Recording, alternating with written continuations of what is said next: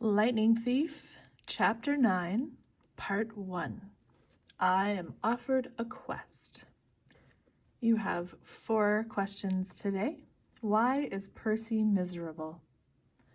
What does the evil voice say to Percy in his dream? What does Mr. D want to turn Percy into? Why can't Chiron tell Percy where the bolt is?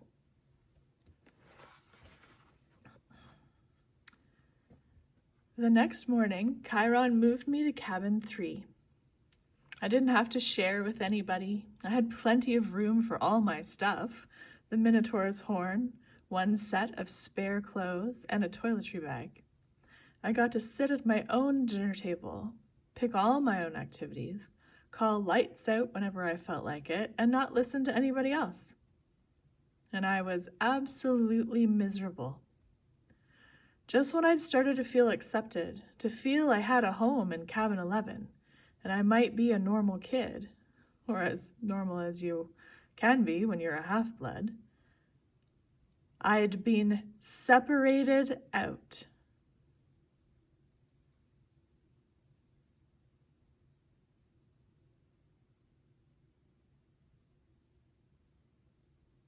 Like I had some rare disease. Nobody mentioned the hellhound, but I got the feeling they were all talking about it behind my back. The attack had scared everybody. It sent 2 messages. 1, that I was the son of the sea god, and 2, monsters would stop at nothing to kill me. They could even invade a camp that had always been considered safe. The other campers steered clear of me as much as possible.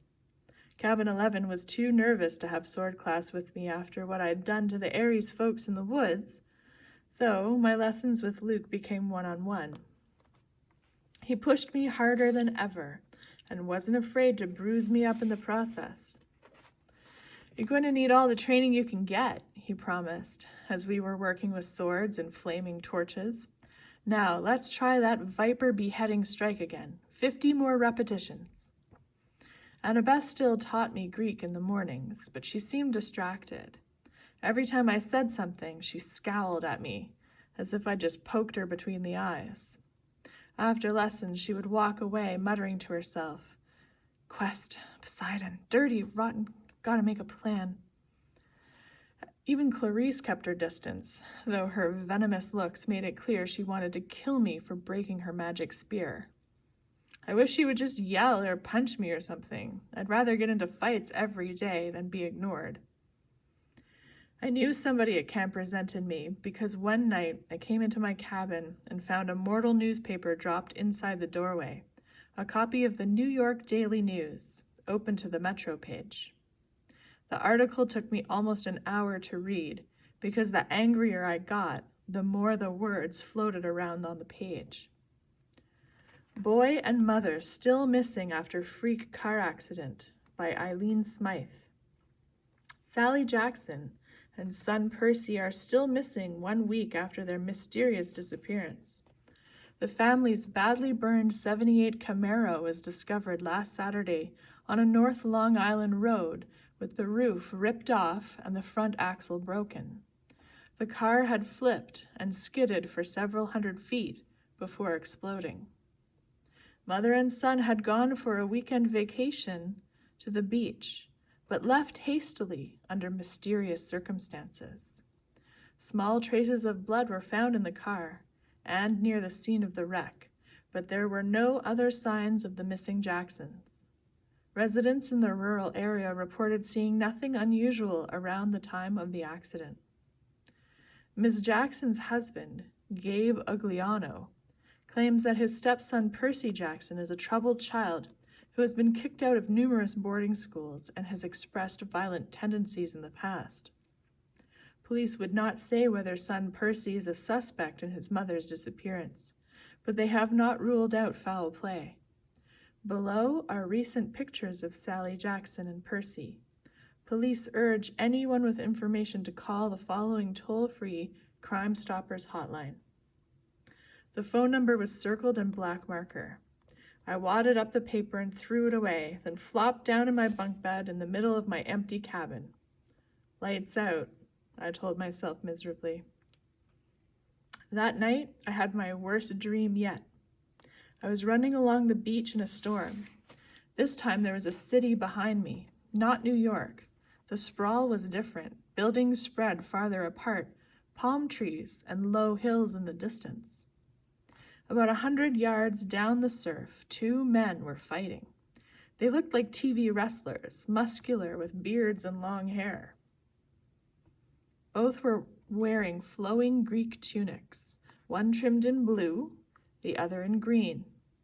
They grappled with each other, wrestled, kicked, and headbutted, and every time they connected, lightning flashed, the sky grew darker, and the wind rose. I had to stop them. I didn't know why, but the harder I ran, the more the wind blew me back, until I was running in place, my heels digging uselessly in the sand. Over the roar of the storm, I could hear the blue-robed one yelling at the green-robed one, "Give it back! Give it back!" like a kindergartner fighting over a toy. The waves got bigger, crashing into the beach, spraying me with salt. I yelled, "Stop it! Stop fighting!" The ground shook. Laughter came from somewhere under the earth, and a voice so deep and evil it turned my blood to ice. The voice crooned, "Come down, little hero."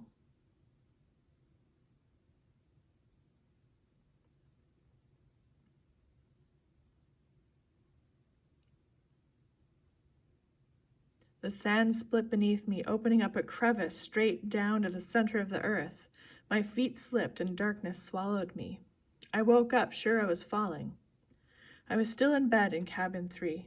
My body told me it was morning, but it was dark outside, and thunder rolled across the hills. A storm was brewing. I hadn't dreamed that. I heard a clopping sound at the door, a hoof knocking on the threshold. "Come in?" Grover trotted inside, looking worried. "Mr. D wants to see you." "Why?" "He wants to kill— I'd better let him tell you." Nervously, I got dressed and followed, sure that I was in huge trouble. For days, I'd been half expecting a summons to the big house. Now that I was declared a son of Poseidon, one of the big 3 gods who weren't supposed to have kids, I figured it was a crime for me just to be alive. The other gods had probably been debating the best way to punish me for existing, and now Mr. D was ready to deliver their verdict. Over Long Island Sound, the sky looked like ink soup coming to a boil. A hazy curtain of rain was coming in our direction. I asked Grover if we needed an umbrella. "No," he said. "It never rains here unless we want it to." I pointed at the storm. "What the heck is that, then?" He glanced uneasily at the sky. "It'll pass around us. Bad weather always does." I realized he was right. In the week I'd been here, it had never been overcast. The few rain clouds I'd seen had skirted right around the edges of the valley. But this storm, this one was huge. At the volleyball pit, the kids from Apollo's cabin were playing a morning game against the satyrs. Dionysus's twins were walking around in the strawberry fields, making the plants grow. Everybody was going about their normal business, but they looked tense. They kept their eyes on the storm. Grover and I walked up to the front porch of the big house. Dionysus sat at the pinochle table in his tiger-striped Hawaiian shirt with his Diet Coke, just as he had on my first day. Chiron sat across the table in his fake wheelchair. They were playing against invisible opponents, 2 sets of cards hovering in the air. "Well, well," Mr. D said without looking up. "Our little celebrity." I waited. "Come closer," Mr. D said, "and don't expect me to kowtow to you, mortal, just because old Barnacle Beard is your father." A net of lightning flashed across the clouds. Thunder shook the windows of the house. "Blah, blah, blah," Dionysus said. Chiron feigned interest in his pinochle cards. Grover cowered by the railing, his hooves clopping back and forth. "If I had my way," Dionysus said, "I would cause your molecules to erupt in flames. We'd sweep up the ashes and be done with a lot of trouble. But Chiron seems to feel this would be against my mission at this cursed camp, to keep you little brats safe from harm. Spontaneous combustion is a form of harm, Mr. D, Chiron put in. Nonsense, Dionysus said. The boy wouldn't feel a thing. Nevertheless, I've agreed to restrain myself. I'm thinking of turning you into a dolphin instead.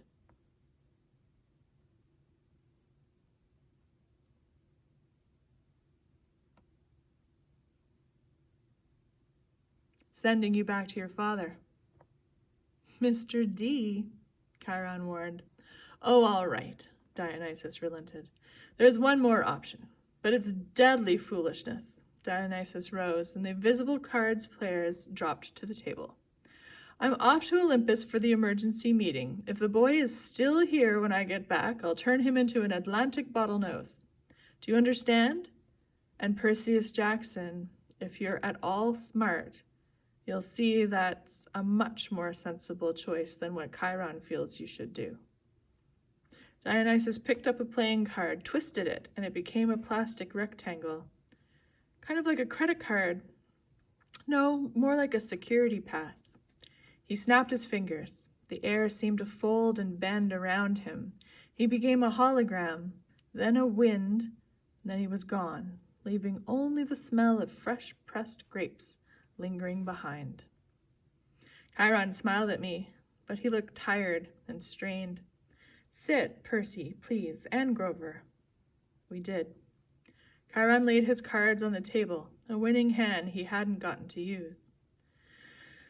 Tell me, Percy, he said, what did you make of the hellhound? Just hearing the name made me shudder. Chiron probably wanted me to say, heck, it was nothing. I eat hellhounds for breakfast. But I didn't feel like lying. It scared me, I said. If you hadn't shot it, I'd be dead.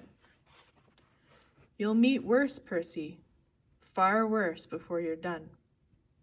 Done with what? Your quest, of course. Will you accept it? I glanced at Grover, who was crossing his fingers. Sir, I said, you haven't told me what it is yet. Chiron grimaced. Well, that's the hard part, the details. Thunder rumbled across the sky. The storm clouds had now reached the edge of the beach. As far as I could see, the sky and the sea were boiling together.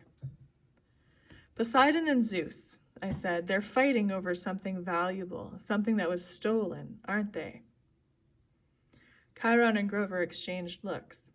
Chiron sat forward in his wheelchair. How did you know that? My face felt hot. I wished I hadn't opened my big mouth. The weather since Christmas has been weird, like the sea and the sky are fighting. Then I talked to Annabeth, and she'd overheard something about a theft. And I've also been having these dreams.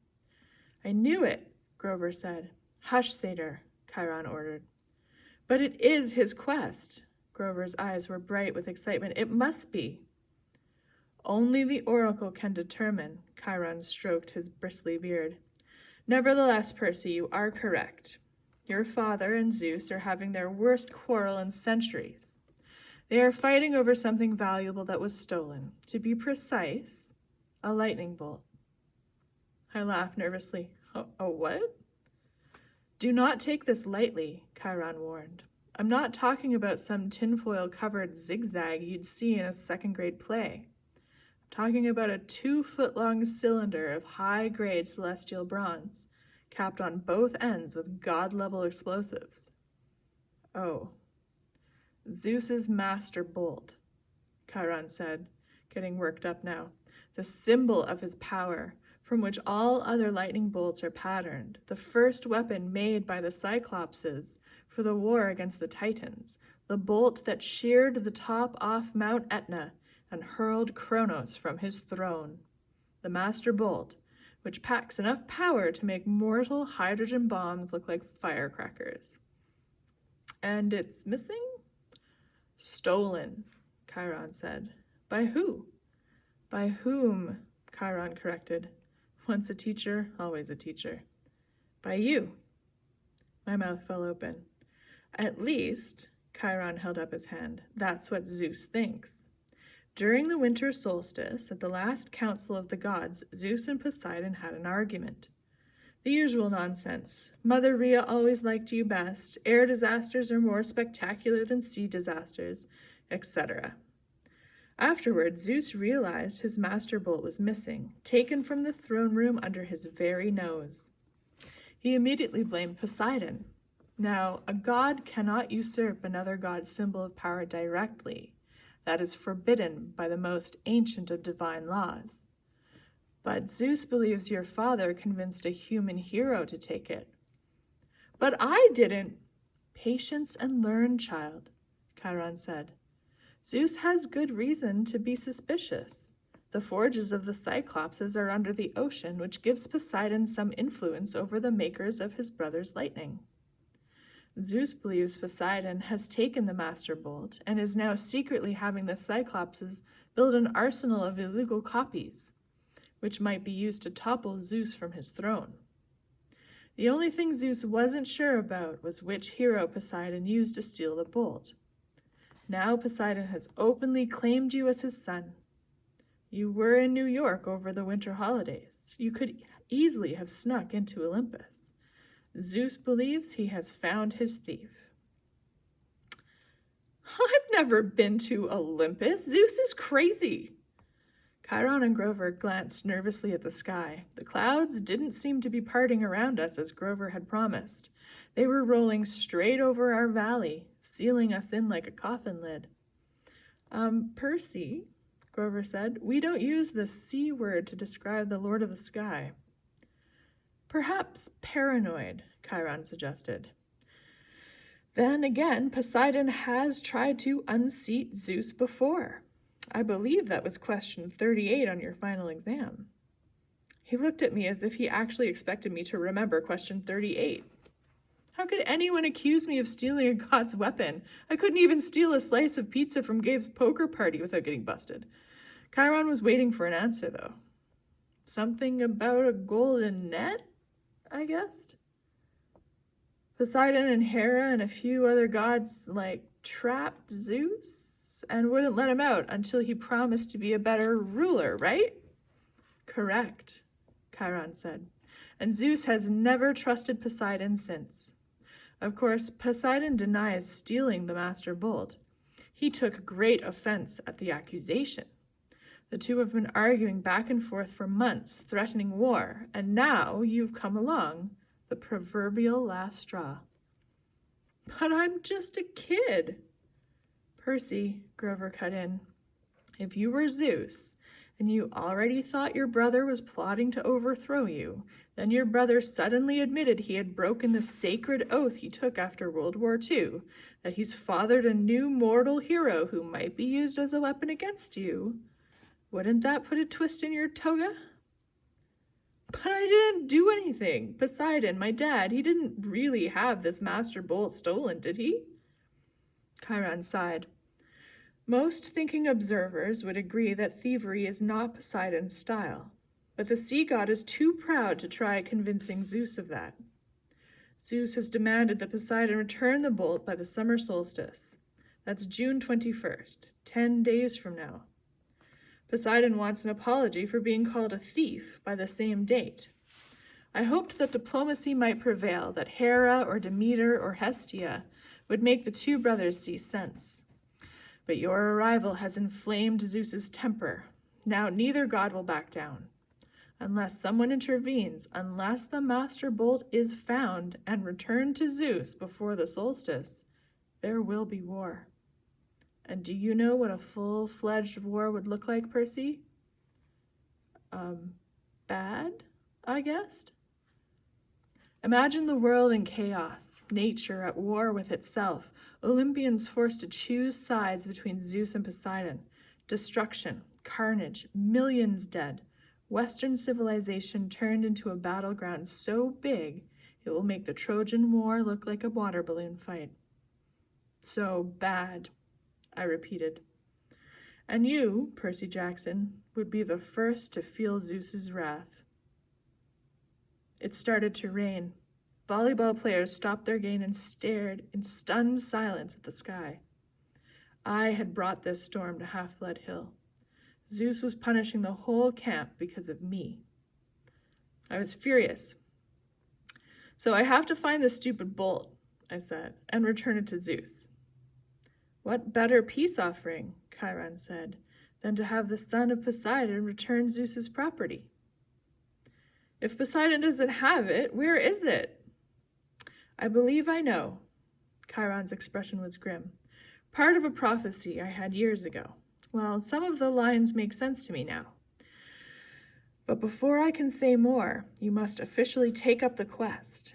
You must seek the counsel of the oracle. Why can't you tell me where the bolt is before? Because if I did, you would be too afraid to go.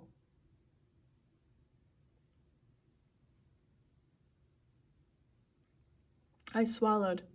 Good reason. You agree then? I looked at Grover, who nodded encouragingly. Easy for him. I was the one Zeus wanted to kill. All right, I said. It's better than being turned into a dolphin. Then it's time you consulted the oracle, Chiron said. Go upstairs, Percy Jackson, to the attic. When you come back down, assuming you're still sane, we will talk more.